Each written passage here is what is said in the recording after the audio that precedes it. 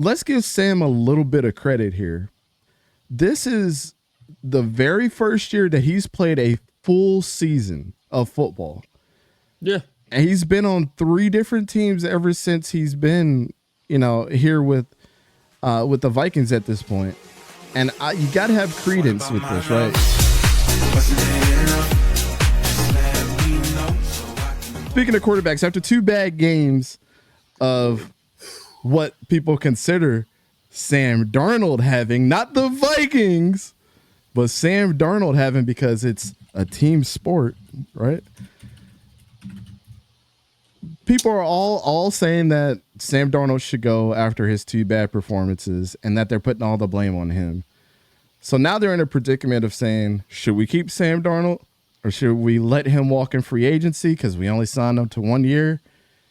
And should we go with J.J. McCarthy, whose knee surgery is actually, his knee injury itself is actually worse than what people expected it to have been at this point, right? So I asked everybody in the chat and you guys. Or do we go with Danny Dimes? Yeah, that too. Signing Danny Dimes this season as well. But what say you about Sam Darnold? What will they do? What's your expectation for him next season? And I think I'll go ahead and start this one off. It's going to be the JJ McCarthy show next year, bearing any setbacks from this previous injury, because Kevin O'Connell in his last presser kind of made it pretty much pointed at that he was glad that he could be on this ride with Sam Darnold.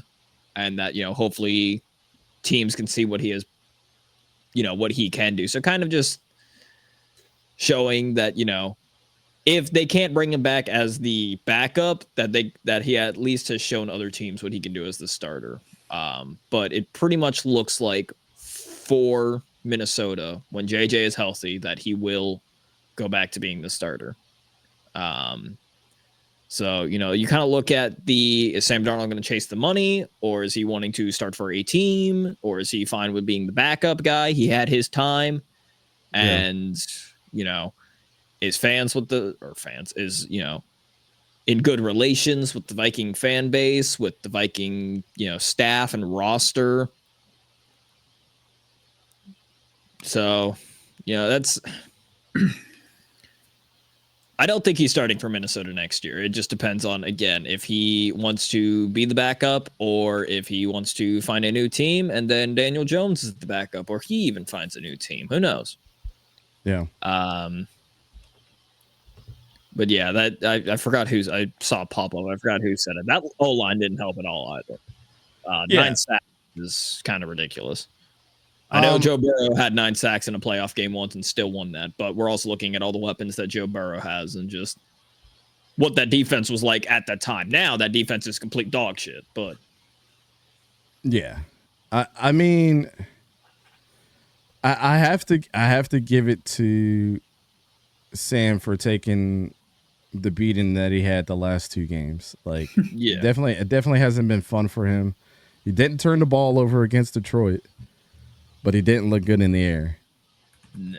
Also, I would like to call out their best player on their team, who was Justin Jefferson, absolutely looking like a shell of himself. Here's Somewhere the thing that laughing. Well, yeah, Hayden's laughing right now, but I mean, he's still top 5, if not top 3 wide receiver in a lot of people. I'll tell you right now, Hayden's going to keep him off the top 5 just because of that performance. But here's the thing that has to be said.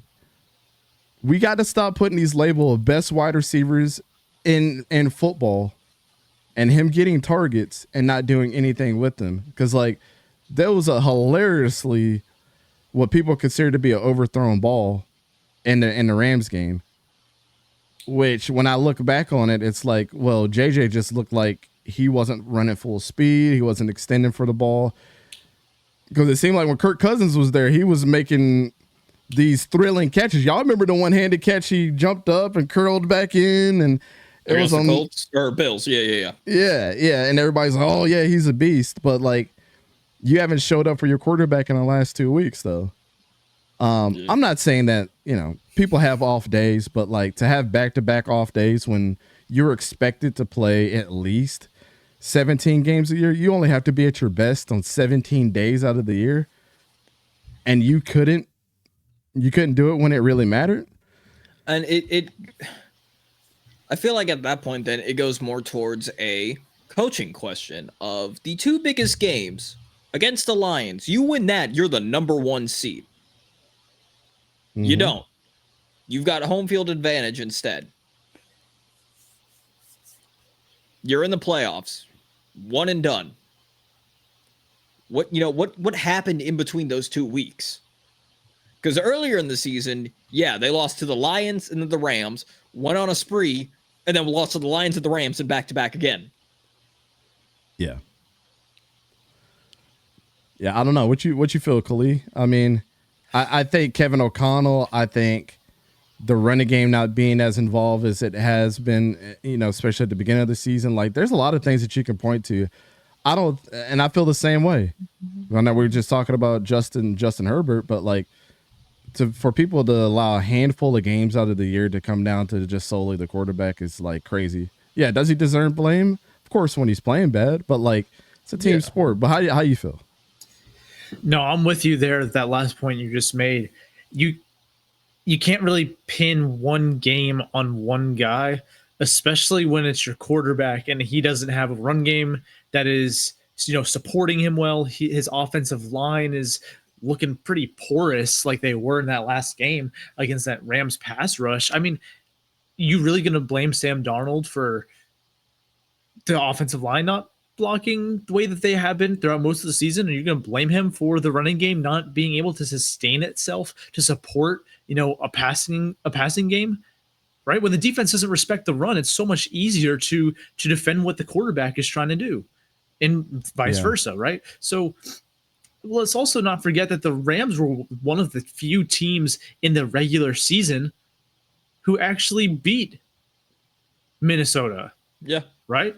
So this is a team who has their number dialed, right? Sean McVay, he knows how to take care of that Brian Flores defense, and he diced it up both games, and he made sure that his defense, right, was ready for this Kevin O'Connell offense. So I really do think that a lot of it was the teams, when they match up, on paper, the Rams have the advantages at key positions, and then the Vikings just didn't go out there and execute, right? So they weren't doing themselves any favors. Yeah, Sam Darnold didn't play that well, right?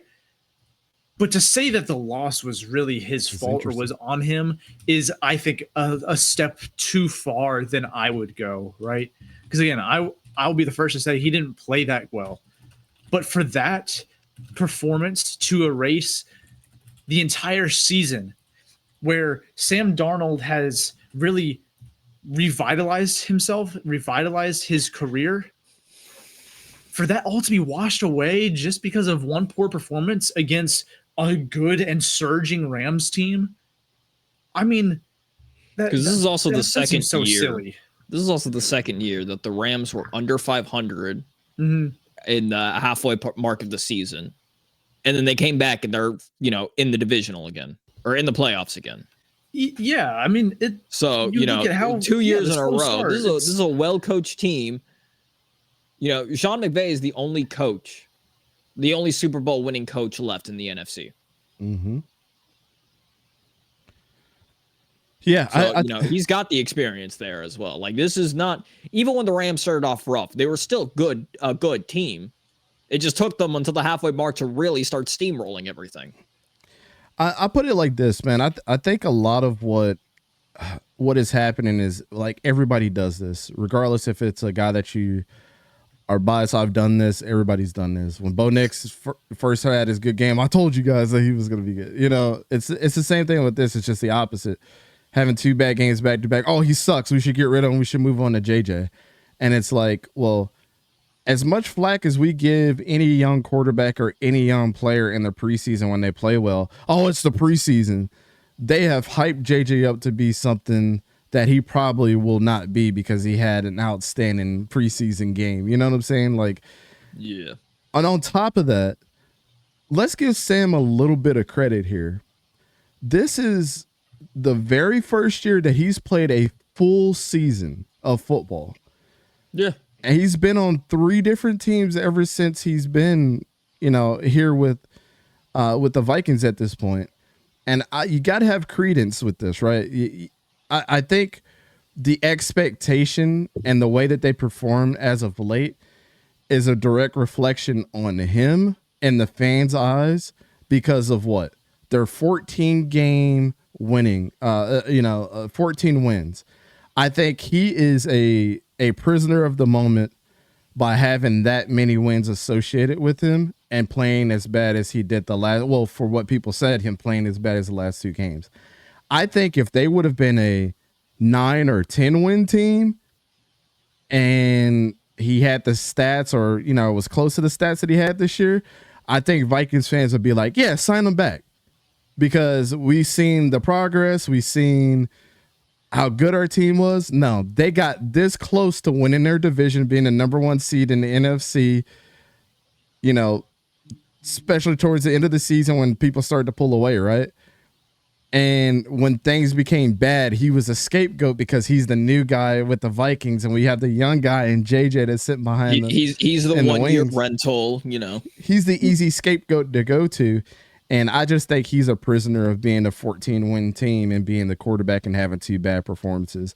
I never think that a handful of bad performances should overshadow how good that your team has done. Or how well that you've done in the season. Like you shouldn't be looked at in a negative light. And what's going to happen is, now that these last 2 games have gone this way and the fans are talking about them this bad, you better hope and pray, Vikings fan, that JJ McCarthy is everything that you want him to be, because you guys are going to be eating sour grapes halfway through the season next year if they don't resign this guy. And you guys are going to be like, well, we won 14 games with Sam Darnold and we treated him bad when we didn't look holistically at the whole issue. Again, this is one of those situations where Sam Darnold came into the Vikings, which I did not think that they were going to have as good as a season as they had. And he did something that we say that other quarterbacks should do. When you have the weapons there, throw to the weapons. All right, Justin Jefferson, number 2 statistically in the NFL, had another great season, was an all-pro again, right? There is no excuse. Jordan Addison had his shine. Yeah, you got Jordan Addison. This is one of those situations like when Carson Wentz went to the Colts. If he loses, it's his own fault. Yes. Sam won. Sam gave you guys hope to have a 14-game season, and you guys crapped the bed once again.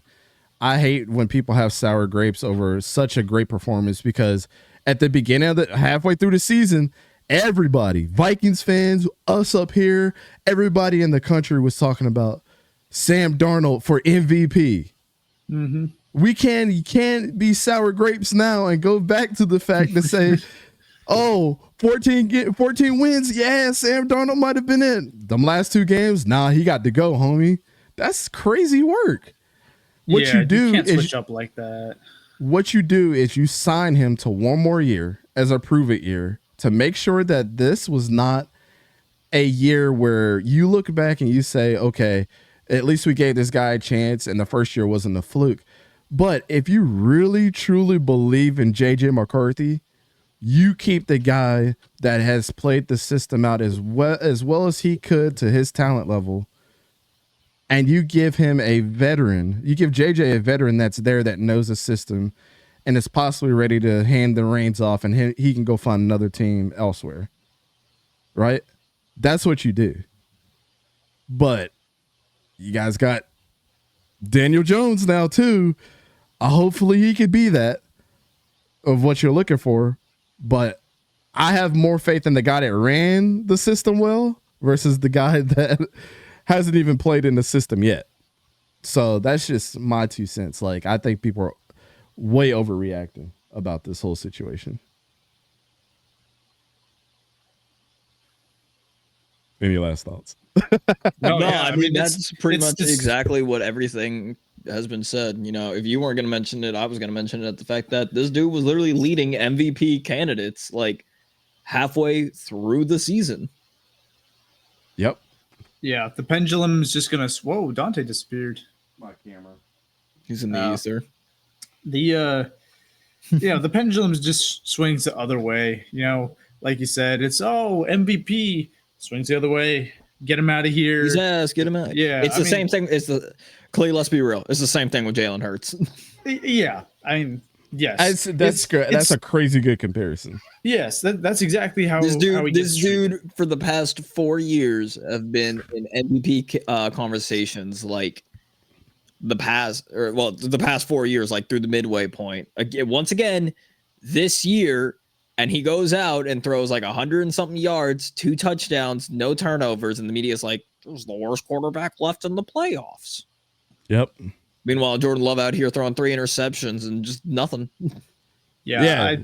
Jordan Love out here not playing up to his contract, but you got Sam Darnold for pennies and complaining that you guys have 14 wins. Yeah, I mean, if anything, those Green Bay might be one. Green Bay would probably take Sam Darnold other right now. teams enough reason Actually, to not give him like a max contract, which means that he's going to be cheaper. Teams are going to be able to sign him this coming offseason without giving him some sort of max deal. So now he's going to be a little bit cheaper for a team, and that's either going to be just right in terms of what he's going to offer, or it's going to be even a steal for a team, right? Whereas if he hadn't had, I guess, such a bad couple of weeks for his PR.